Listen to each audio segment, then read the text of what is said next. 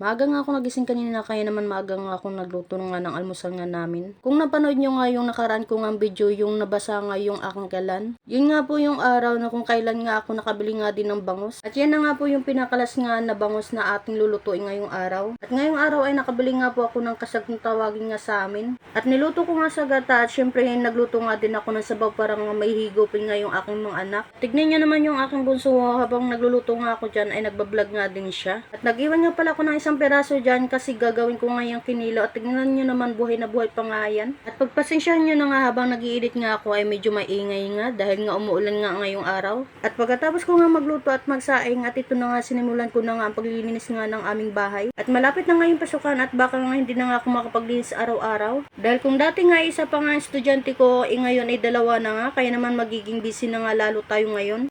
Baka nga mawala na nga akong time sa paglilinis nga kaya naman sinimulan ko na nga ang pag-general cleaning ngayong araw. Dahil nga pag nagkaroon na nga ng pasukan na magiging busy na nga ako lalo-lalo na nga sa pagtuturo nga ng aking mga anak. At pagkatapos ko nga maglinis sa sala at ito naman ang sinod ko nga yung kwarto nga namin. At pakinggan nyo naman yung patak ng ulan nga kung kailan nga ako nagbo-voice over at saka naman lumakas nga yung ulan. Mahaba nga itong video na to kaya naman inedit ko na nga para nga matapos na nga kaagad ako. At matapos na nga ako magpunas at ito na nga at inayos ko na nga din itong aming electric fan na linisan ko na nga pala yan. At hanggang dito na nga lang yung pag-voice over ko kasi galit na nga yung ulan at hindi ko na nga marinig yung boses ko.